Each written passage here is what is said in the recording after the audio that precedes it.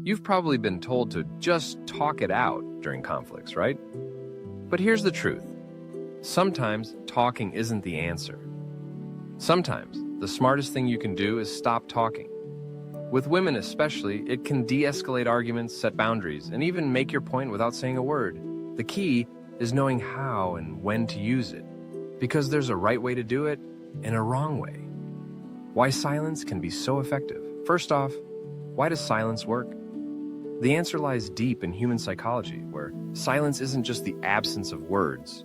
It's a presence all on its own. When you stop talking, the air between you and the other person feels different, almost charged, as if the silence itself is saying something important. This phenomenon is rooted in the human tendency to seek meaning, even in what's left unsaid. Have you ever been in a conversation where silence unexpectedly crept in? That awkward, still moment when neither of you spoke? It's almost impossible not to reflect on what just happened. Did you say something wrong? Did they? Did the dynamic shift without you noticing? That's the kind of silence we're talking about here. And when it comes to women, this reflection can be even more profound. Women are often attuned to emotional undercurrents, and silence creates the perfect space to feel those undercurrents fully. But there's a catch. The effects of silence aren't always instant.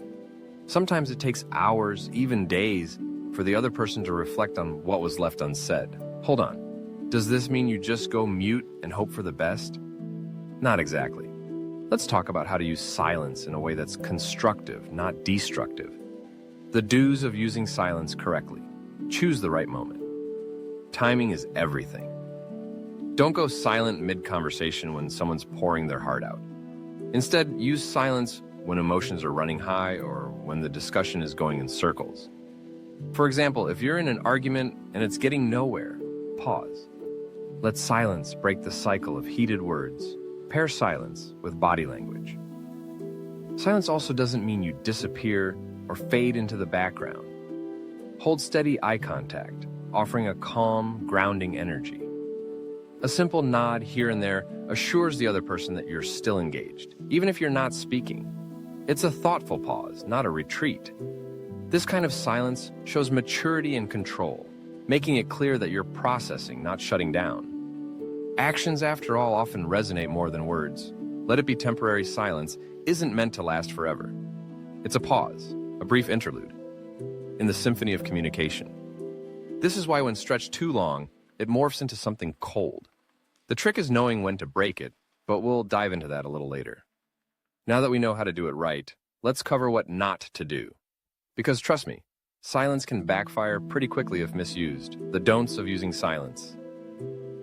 You're in the middle of a tense discussion, and instead of escalating things further, you decide to go silent. Sounds like a wise move, right? Well, it can be, but only if handled the right way. Silence, if unexplained, can feel like slamming a door in someone's face. A sudden and jarring action that leaves the other person confused, frustrated, or even hurt. That's why clarity is crucial. Here's another pro tip. Silence isn't a one-size-fits-all solution. If you turn to it for every disagreement, its potency diminishes. Imagine having a favorite song you play constantly. At first, it's soothing, maybe even transformative. But soon it becomes background noise, stripped of its original magic. The same happens with silence. Overusing it turns a once powerful tool into an overdone routine. Instead of fostering understanding, it starts to breed frustration. Finding the right balance is where the art lies. Silence should never be the easy way out or a default response. It works best as a rare and thoughtful pause, like an emphasis in a sentence, signaling there's more to come. When you misuse silence, whether by not explaining it or leaning on it too heavily, instead of fostering connection, it builds walls. Still with me? Good. Because we're about to tackle the million-dollar question. When should you stop being silent and start talking again? Knowing when to break the silence.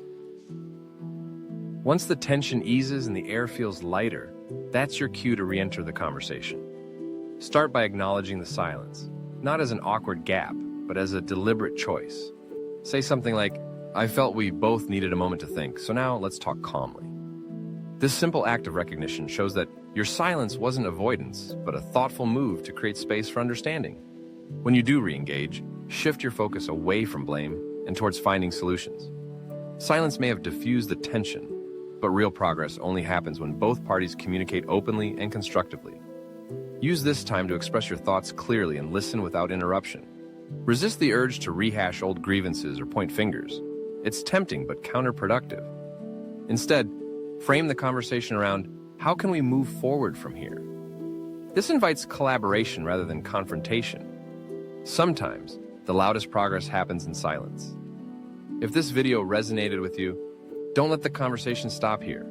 Take what you've learned and apply it to your relationships. And if you've ever used silence to resolve a conflict, share your story in the comments below.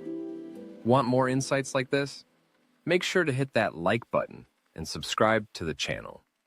Don't miss out on the next video where we dive even deeper into practical strategies for better relationships.